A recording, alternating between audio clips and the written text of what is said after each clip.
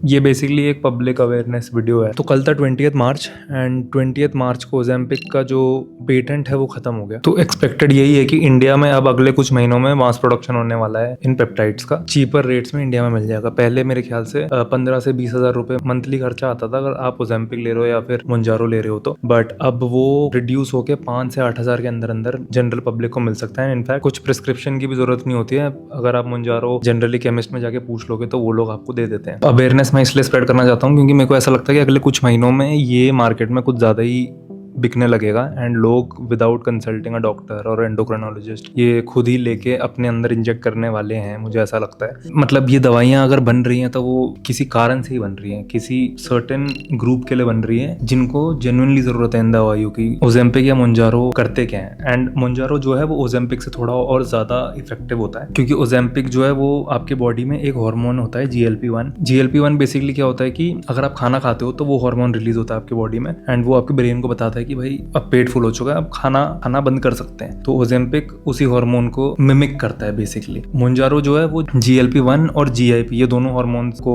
Replicate करता है, इसलिए वो थोड़ा और ज्यादा इफेक्टिव होता है। रिटार्टोटाइड जो है वो 3 हार्मोन्स को रेप्लिकेट करता है। रिटार्टोटाइड बेसिकली वो लोग भी यूज करते हैं जिनको डर होता है कि उनका मसल मास लूज ना हो जाए, तो रिटार्टोटाइड से मसल मास भी थोड़ा कम लूज होता है। नहीं यूज करना चाहिए ये मैं कभी नहीं बोलूंगा, यूज करना भी चाहिए क्या ये भी नहीं बोलूंगा क्योंकि मैं डॉक्टर नहीं हूँ। ये तो मैंने रिसर्च करा है एंड मैं हेल्दी इंडिविजुअल मानता हूँ खुद को जो ये सब चीजों से थोड़ा दूर रहना चाहता है। अभी के हिसाब से अगर आपकी BMI 30 से ऊपर है तो आप लोग कंसिडर कर सकते हो मोंजारो या फिर ओजेम्पिक लेना। सजेस्टेड तभी भी नहीं है अगर आपको सही में वेट लॉस वगैरह करना है and due to some health issues या कुछ भी हो, या आपके बहुत मल्टीपल ट्रायल्स के बाद भी आप वेट लॉस नहीं कर पा रहे हो तो आप ये चीज ले सकते हो, वरना तो भाई मेहनत ही करो, मेहनत से बेटर कुछ नहीं है। दूसरी चीज जो मेरे को रिसर्च से ये समझ आई है कि भाई अगर तुम ये चीजें ले भी रहे हो, ऑल्दो तुम्हें फुल फील होगा, फिर भी तुम्हें अपना प्रोटीन इंटेक पूरा रखना है या ज्यादा रखना है, तुम्हें स्ट्रेंथ ट्रेनिंग नहीं रोकनी है। ये जो ड्रग है वो तुम्हारे ब्रेन के रिवॉर्ड सिस्टम के साथ भी खिलवाड़ करता है, तो तुम्हारा जो रिलेशन है खाने के साथ या ओवरऑल हर चीज के साथ वो चेंज हो सकता है। क्योंकि